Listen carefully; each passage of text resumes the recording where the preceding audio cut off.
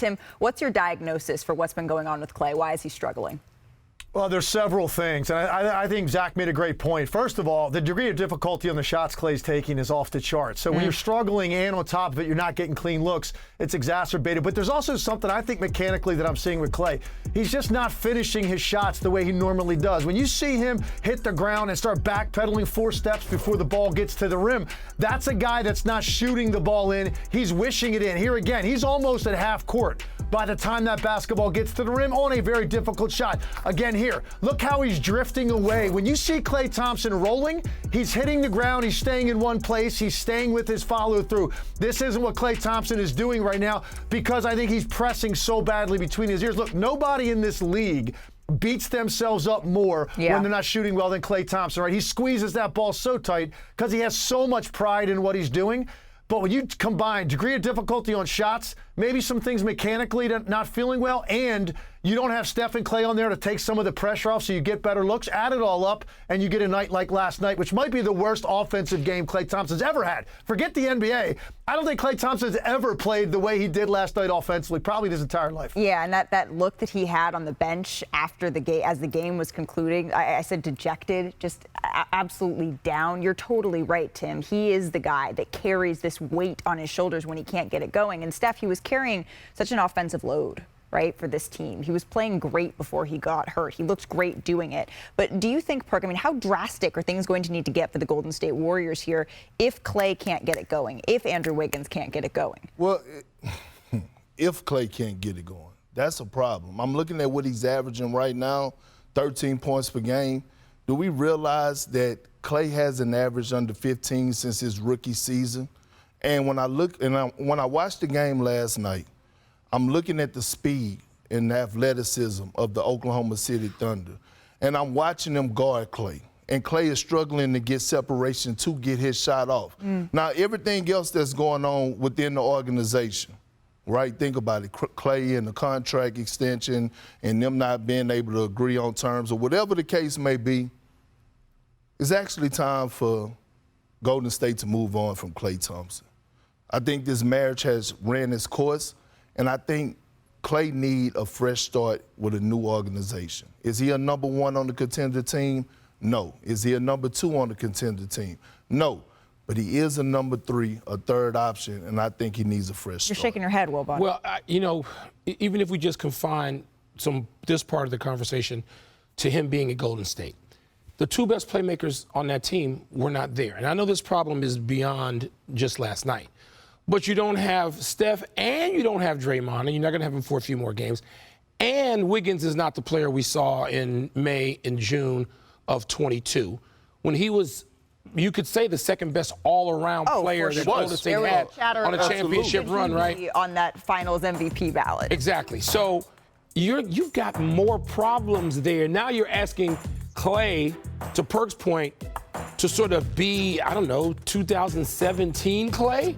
No, that's not going to happen. I know this is a touchy situation for you, being from the Bay Area. Ooh. But it's not even about that, Perk. No, I think it's about the fact that we have heard Bob Myers. We have heard Bob Myers players, is not there no more. We have heard executives say that. Who are you trading him for? No, but I mean, I can't. That's Bobby Mark's job when it comes to ESPN. I don't have the trade machine. But when I'm looking at this situation, it's okay. We never thought that we would see Kevin Garnett not in the Minnesota Timberwolves jersey, but we did. Who thought in 1,000 years that Shaq would move on from L.A. and move on from Kobe Bryant? It happens. So D-Wade left Miami, didn't he? Yeah. We never thought we would see that happen. It happens. And what I'm saying is, we're not talking about Steph Curry here. We're talking about Klay Thompson. And it's okay if they do move on from him. It's okay if Klay move on from Golden State. He still is going to have a statue there. Of course it's okay. People move on all the time. 2 things on Klay. Number 1, an eruption is coming. He's going to have a game where he hits 8 threes, 9 threes. It's coming. Number two, we should at least acknowledge he suffered a torn ACL and a torn Achilles in back-to-back years. He's not the same player. We shouldn't expect him to be the same player. This whole discussion, though, if we're going to sit here and say trade Klay Thompson, you do got to tell me where and for what. He's a $43 million expiring contract who, Perk, you just said, is not playing well. So what am I giving up and what am I getting back for Klay Thompson? It's much harder to actually do it. Forgetting the sentiment, forgetting the history, forgetting the statute, just mechanically doing it is difficult. Okay. I don't have the numbers in front of me, but I could throw 3 teams. Hit me. The 76ers. For what? When you look at, you look at Tobias Harris. He have an inspiring contract. They got some picks that they picked up with James Harden. I mean, it's not. Hold on, listen, relax. Hold on. It's not the sexiest thing. Okay, I understand that. You look at the New York Knicks, right? You look at R.J. Barrett. Would you consider doing that? Would you? Listen. Here's the thing. I'm listening. Would you consider doing that? No. What the Miami Heat may have to offer? We don't know. Not bad. Not okay, bad. The Miami Heat, Jimmy Butler, Bam, and a Klay Thompson. I mean, with an Eric Spoelstra, again, when you're watching a guy like Klay Thompson, one of the best shooters to ever touch the damn basketball, Hall of Famer. that is in a slump like he's in. It's more than just shooting a basketball. He's mentally not there, and you can't blame him for the simple fact. Hold on, listen. I got you. When it was time for Jordan Poole to get his extension, he got it with Golden State. When it was time for Andrew Wiggins to get his extension, he got it with Golden State. When it was time for them to re-sign Draymond Green, we couldn't get 3 days past the free agency market, and Draymond was penciled in. How do you feel? How do you think Klay Thompson is feeling right now? I'm not disagreeing with any of that.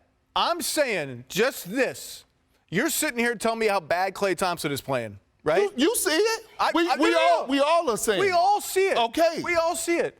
So if I'm the Philadelphia 76ers, you're telling me for a guy that you're telling me is playing bad, I got to trade you a guy who's playing good and a draft pick? Zach. Or if I'm the New York Knicks, I got to trade you a young guy who's averaging 23 points a game and something else? Why? It doesn't make sense. Hold on. Let me make this make sense then.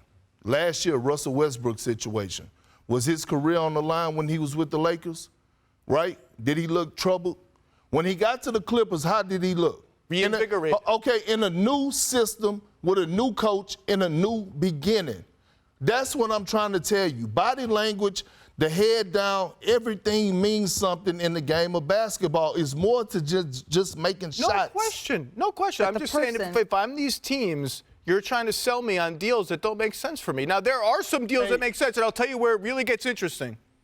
If you're really desperate, if you're the Warriors, you really get desperate, and you're willing to attach something to Klay Thompson, a pick, a young player, then you get yourself into some interesting conversations. But they are so far from that, and this dude is a legend. And the league isn't going to be making these sort of deals. I do want to get your thoughts on this, Tim Legler, for at least another month, right? Until mid-December. That's when more of the league is going to be available for talks. And I just cannot see a world in which Steph Curry says, yeah, you know what, my splash brother are not playing well enough. Fine. That's a good point. What do you think, Tim? No, I think in some cases, Perk's right about the way he looks. I mean, this isn't just a slump. This is an incredibly dramatic drop-off from even last year when Klay Thompson averaged 21 points a game. But here's the thing.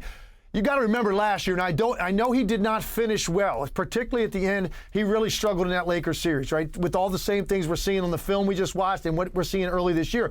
But he had a 3-month stretch during the season where Klay Thompson looked like he did 4 or 5 years ago. I mean, he played at that level just last year. Now, look at him this year. It's all snowballing against him right now, how badly he wants it.